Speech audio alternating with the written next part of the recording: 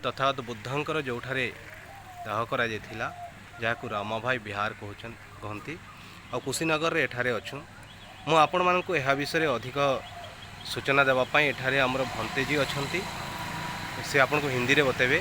Sir आपको शुक्रिया जी, इसके बारे में कुछ जानकारी दे तो हमारे साथी और हमें बहुत आनंद होगा। यहाँ पे भगवान बुद्ध का अंतिम संस्कार किया गया है। रियल में इसी जगह पे भगवान बुद्ध की बॉडी जलाई गई है, इसी जगह पे दाह संस्कार किया गया। और इस जगह का नाम फर्स्ट आधान चैत्य है, दूसरा नाम इसका अंगार चैत्य है, तीसरा नाम इसका मकुट बंधन चैत्य है और आज के डेट में इसे रामाभार स्तूप के नाम से जाना जाता है।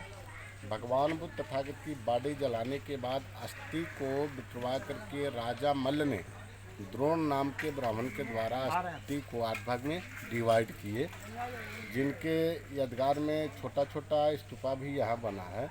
और जैसे कपिल वस्तु का शाक्य, राजगीर का जातशत्रु, वैशाली, केलछवी, पावा, कचुंद, कुशीनगर का मल्ल, सांची का द्रोण नाम का ब्राह्मण, इस प्रकार अस्थि को 8 भाग में डिवाइड किया गया। 8 स्तूप बने।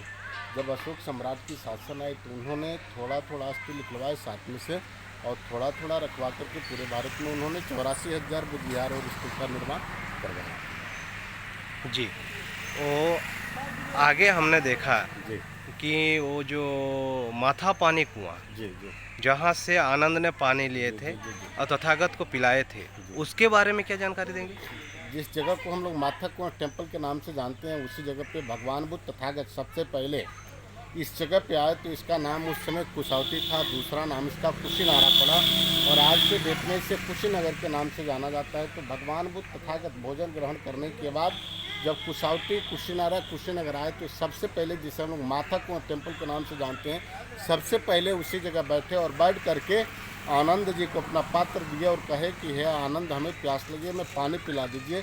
उस समय आनंद जी कहे कि हे भगवान बुद्ध तथागत, यहाँ पे तो कहीं चापाकल या कुआं नहीं दिखाई दे रहा, हम कहाँ से पानी लाएं। उस समय भगवान बुद्ध तथागत कहे कि आनंद, यहाँ से थोड़ी दूर पे हिड़ावती नदी है, जिसे आज के डेट में बुद्धा घाट के नाम से जाना जाता है, नौका विहार के भी नाम से जाना जाता है। यहाँ पे जब आनंद जी पात्र को लेकर के आए पानी लेने के लिए तो कुछ समय पहले बैलगाड़ी, हाथी घोड़ा जो भी कुछ था क्रॉस किया था, जिसके आने जाने से वो पानी गंदा हो चुका था। आनंद जी को बड़ी दुखित और चिंतित हुआ कि गंदा पानी ले जा करके भगवान बुद्ध तथागत को हम नहीं ग्रहण करा सकते हैं, नहीं पिला सकते हैं। आनंद जी दुखित और चिंतित होने के बाद लौट के गए माथा को टेम्पल और कहे कि हे भगवान बुद्ध तथागत, वह पानी आपके पीने के लायक नहीं है, कोई और उपाय बताइए। उस समय भगवान बुद्ध तथागत कहे कि चरत भिक्षवे चारिके बहुजन हिताय बहुजन सुखाय। आनंद, जो पानी चलता है वो पानी कभी गंदा नहीं होता है, जो ठहर जाता है वह पानी गंदा होता है। आनंद, बीच नदी में जाओ, पानी निर्मल हो चुका है। फिर आनंद जी दुखित और चिंतित होने के बाद पात्र को लिए और बीच नदी में आए तो पानी निर्मल हो चुका था। पात्र में पानी लिए ले जा करके भगवान बुद्ध तथागत को दिए। भगवान बुद्ध तथागत जल को ग्रहण किए। ग्रहण करने के बाद बौद्ध भिक्षुक, उपासक, उपासिकाएं सभी को वहाँ पे लास्ट उपदेश दिए और कहे कि हम यहाँ पे महापरिनिर्वाण लेना चाहते हैं। उस समय बौद्ध भिक्षुक, उपासक, उपासिकाएं सभी लोग चकित किसान थे, लगे लोग क्वेश्चन करने कि हे भगवान बुद्ध तथागत, आप इतनी सी छोटी जगह पे जंगल झाड़ी एरिया में महापरिनिर्वाण क्यों लेना चाहते हैं? इससे बड़ी बड़ी जगह है जहाँ पे आप महापरिनिर्वाण ले सकते हैं। राजगीर है, नालंदा है, बोधगया है, कपिल वस्तु है, सारनाथ है, वैशाली है। उस समय भगवान बुद्ध तथागत कहे कि आप लोग मुझे न देखिए, हमारे न रहने पे मुझे ही चाहने वाले लोग आपस में कट पिट के लोग मर जाएंगे और मेरे बताए हुए मार्ग पर चलने वाला कोई नहीं मिलेगा। ये राजा मल्ल की राजधानी है और राजा मल्ल जो था कुश्ती क्या करता था, जो लिच्छवी था वह भेदभाव चलाया करता था। हिंदुओं से बलवान पूरे एशिया, पूरे भारत, पूरे विश्व में कोई था ही नहीं, जिसके कारण भगवान बुद्ध तथागत कहे कि ये लोग जैसे चाहेंगे उसी हिसाब से लोग चलेंगे। पहले के साधु संत लोग जिस राज्य में जाते थे अपने शरीर को त्यागने के लिए, दाह संस्कार करने के लिए जमीन मांगते थे। उस समय राजा मल्ल को बुलवाए और कहे कि हे राजा मल्ल, हम तुम्हारे राज्य में महापरिनिर्वाण लेना चाहते हैं। उस समय राजा मल्ल ने कहा कि हे भगवान बुद्ध तथागत, मेरा 14 कोश का राज्य है, यानी कि 42 किलोमीटर का राज्य आपका है। तो उस समय राजा मल्ल ने कहा ये राज्य आपका है, तो जहाँ लेटी हुई प्रतिमा है उसी जगह पे 2 साल वृक्ष का पेड़ था, एक उत्तर और एक दक्षिण। उसी पेड़ के बीच में सो करके भगवान बुद्ध तथागत तीसरे पहर में महापरिनिर्वाण लिए। महापरिनिर्वाण लेने के बाद इनकी बॉडी को पूरी अच्छी तरह से लकड़ी का बक्सा बना करके तेल और घी में डुबा कर रखा गया। उस जमाने में किसी लेप से अबरब का प्रयोग नहीं था, धूप अगरबत्ती भी जला कर रखा गया, इसलिए ताकि इनकी शरीर और बॉडी से कोई बदबू और गंध न आए। उस समय कुछ लोग ये कह रहे थे साधु संत को जला जाता है, कुछ लोग कह रहे थे दफना जाता है, कुछ लोग कह रहे थे डाला जाता है। उस समय राजा मल्ल ने द्रोण नाम के ब्राह्मण से पूछा, हे ब्राह्मण, इनकी दाह संस्कार कैसे की जाएगी।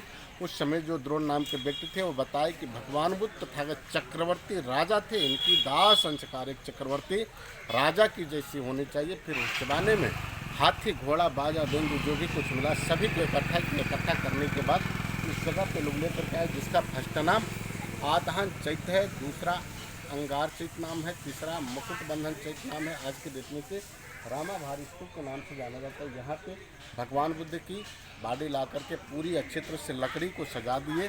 सजाने के बाद इनकी बॉडी को 500 मीटर चीवर वाली वस्त्र से लपेट करके रखा गया था। जब ये लोग आग लगाना चालू किए तो आग इसमें नहीं पकड़ रहा था, और अन्यथा भगवान बुद्ध की 1.5 फीट हाथ और पैर दोनों बाहर निकल गया, जिसके कारण लकड़ी गिरना चालू हो गया, पूरा हाहाकार मच गया। उस समय बौद्ध भिक्षुक, उपासक, उपासिकाएं सभी लोग चकित और परेशान थे। लगे लोग क्वेश्चन करने की, हे राजा मल्ल, इस तरह क्यों हो रहा है। उस समय राजा मल्ल ने द्रोण नाम के व्यक्ति से पूछे, हे ब्राह्मण, इस तरह क्यों हो रहा है। तो उस समय जो अनिरुद्ध भंते थे, जिनके नाम से अनुभवा ग्राम सभा चलता है, वो बताए कि भगवान बुद्ध तथागत महाकश्यप का वेट कर रहे हैं। कश्यप सम्यक संबुद्ध हैं, जब तक आएंगे नहीं इनके बॉडी में आग लगेगा नहीं।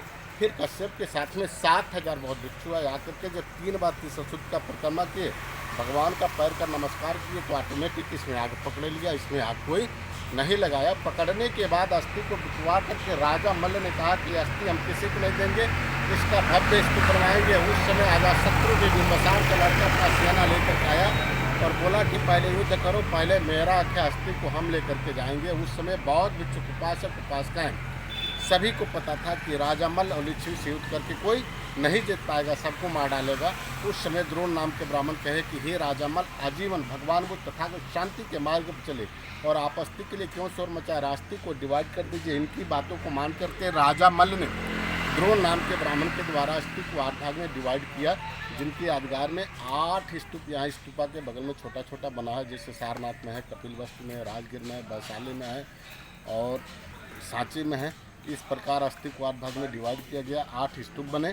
जब अशोक सम्राट की शासन आई तो उन्होंने 7 स्तूप को खुदाई कराया, उसमें अस्थि निकलवाया। निकलवाने के बाद थोड़ा थोड़ा रखवा करके पूरे भारत में उन्होंने 84,000 बुद्ध विहार और स्तूप का निर्माण करवाए थे। साधु साधु साधु साधु साधु। आपण मैंने देखुले मु भंतेजी ठारू समस्त सूचना नेली। वर्तमान मु आपण मानकु देखेबी एही स्तूप आपण माने घरे थाई करी जदि आसी पार नांती तथापि तथा बुद्धंकर से स्तूप देखि पारिबे। ये होछि शिलालिपिर जहाँ वर्तमान लिखित अवस्था रही और यह मु प्रथम आपण मानकु देखेबी जे एठारे जहाँ अछि ए स्तूपर विषय एठारे उल्लेख हो रही। भिडियोटी बड़ हो जाऊँगी, तेणु मु छोट करुँच और अन्य एक भिडियो बनैबी।